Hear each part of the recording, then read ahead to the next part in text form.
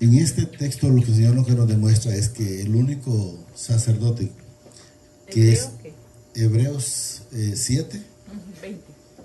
del 20, puede ser desde el 10, bueno, el 20, 20.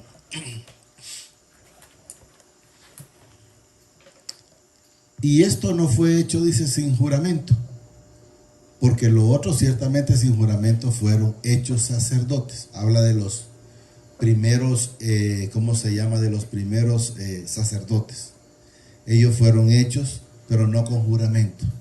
Pero quiero que entendamos que cuando nos habla aquí, porque los otros ciertamente sin juramento fueron hechos sacerdotes, pero este con el juramento del que le dijo, juró el Señor y no se arrepintió.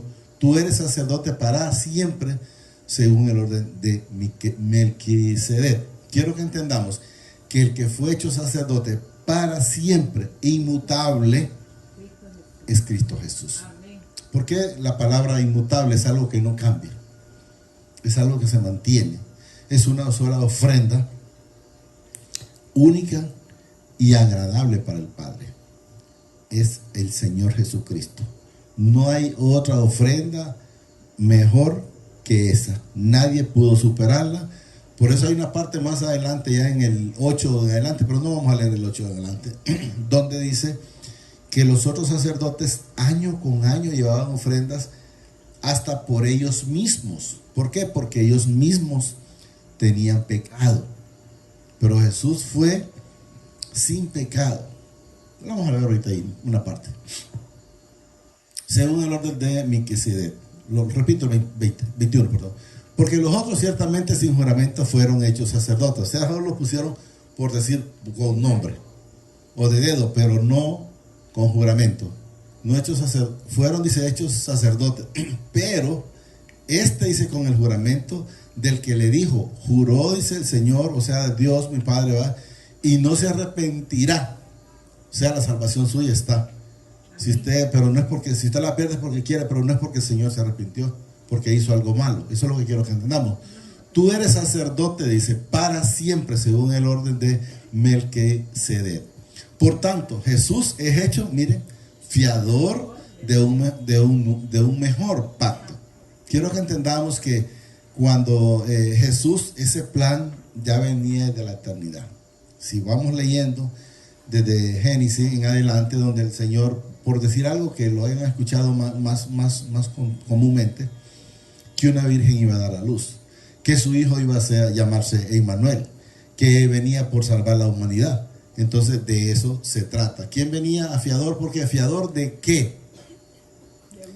De todos los pecados que nosotros teníamos. Porque nadie pudo venir a borrar esos pecados más que el Señor Jesucristo. Por tanto, Jesús es hecho, dice, fiador de un mejor pacto. No digo de un mejor pacto, es de un nuevo pacto. Eso es lo que quiero que entendamos, un nuevo pacto. Y los otros sacerdotes, dice, llegaron a ser muchos, debido a que por la muerte no podían continuar. O sea, cuando la muerte, porque cuando llegaban al tiempo, por decir ya de que tenían edad que morir, morían, pero no resucitaban. Entonces había que estar cambiando. Pero Jesucristo fue a la cruz, murió y al tercer día resucitó por usted y por mí. Entonces Él sigue todavía inmutable, digamos, repitamos así, porque Él ya no muere.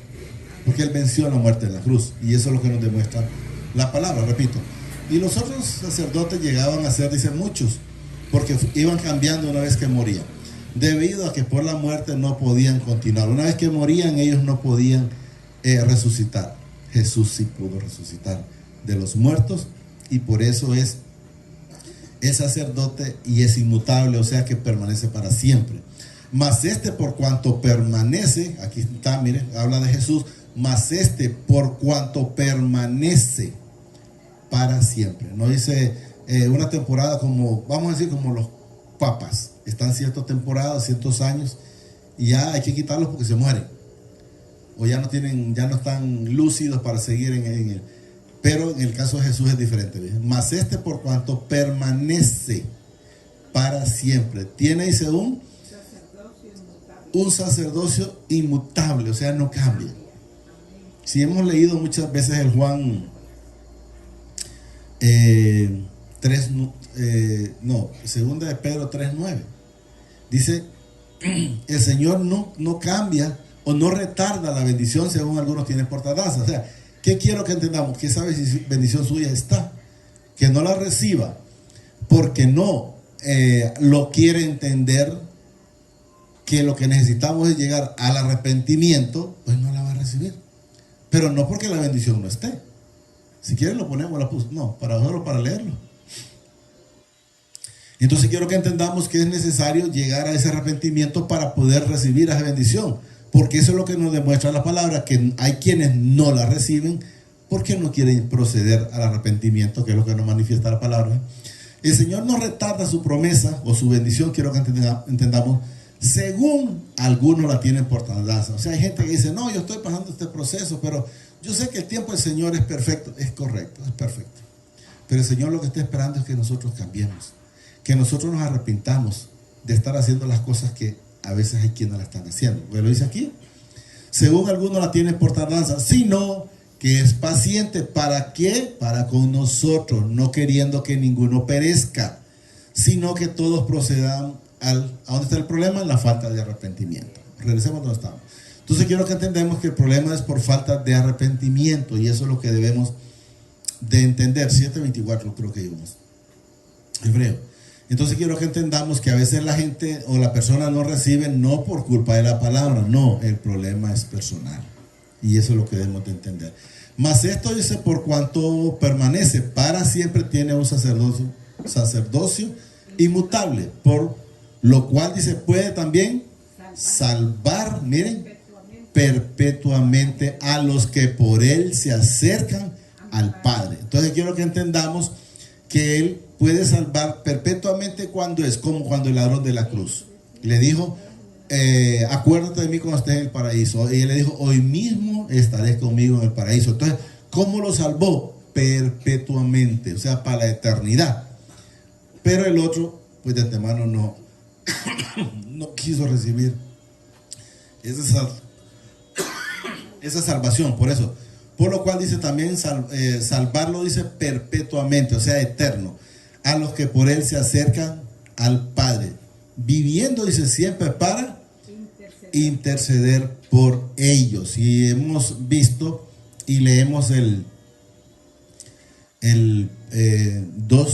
Primera de Juan, 2:1, ya lo hemos leído, donde dice ahí que el único intercedor entre nosotros y el Padre es el Señor Jesucristo, que nos enseña, usted cayó o pecó, vaya a Jesús, pero no se quede creyendo que no merece el arrepentimiento o no merece el perdón. Eso quiero que entendamos. Miren, hijitos míos, dice, estas cosas os escribo para que no pequéis. O sea, de antemano preferiblemente que no pequemos, ¿va? Eso es lo que nos manifiesta.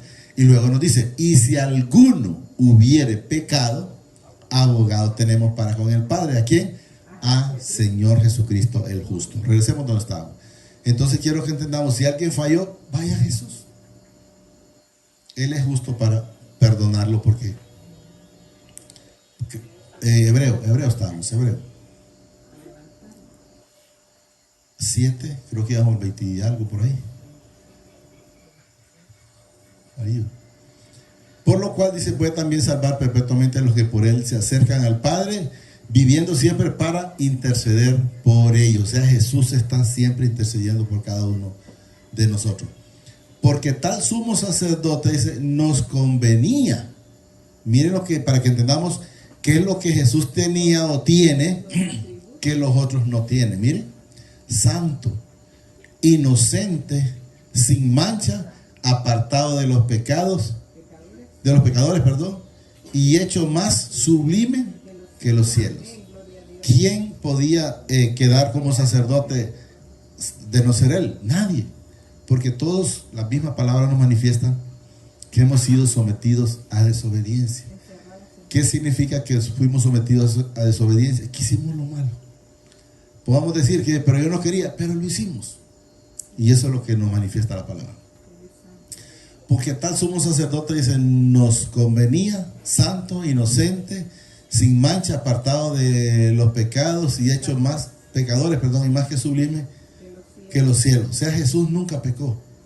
A Jesús fue condenado porque lo sintieron los sacerdotes como competencia, pero no porque haya pecado, o una amenaza, como dice la hermana Linda, pero él nunca pecó. Todo lo que hizo fue bueno, malo nunca hizo nada, pero le buscaba el tropiezo porque querían seguir ellos haciendo la voluntad de ellos. 27. Que no tiene, dice, necesidad cada día como aquellos sumos sacerdotes. ¿Qué es lo que qué hacían los sumos sacerdotes? Cada día iban al templo con sacrificios. Llevaban sacrificios para ellos, para no ser consumidos, y por los del pueblo. Miren lo que repetimos. Que no tiene necesidad cada día como aquellos los pasados, o hay quienes que todavía están así, sumos sacerdotes, de ofrecer primero sacrificio, ahí está, mire, por sus propios pecados. Ellos los ofrecen primero por sus propios pecados. Y luego por los del pueblo, porque esto, dice, lo hizo, miren, una vez y para siempre, ofreciéndose a sí mismo. Por eso cuando hemos manifestado en el Señor, diciendo que Jesús vino por los que ya murieron atrás, por los que estamos y por los que van naciendo, porque ese sacrificio era uno nada más, porque la misma palabra lo manifiesta. Miren, porque esto, dice, no lo hizo esto lo hizo una vez y para siempre, ofreciéndose a sí mismo. No es que hoy, como lo hace la gente en diciembre, viene otro niño de Dios. No, él ya nació una sola vez y para siempre. Dice un solo sacrificio. No es algo que lo va a estar haciendo constantemente, es un solo sacrificio. Con este cerramos, con el 28. Por la ley, dice, constituye, dice, porque la ley lo constituye sumo sacerdote a débiles hombres, pero la palabra del juramento posterior a la ley, al Hijo hecho, dice, perfecto para siempre.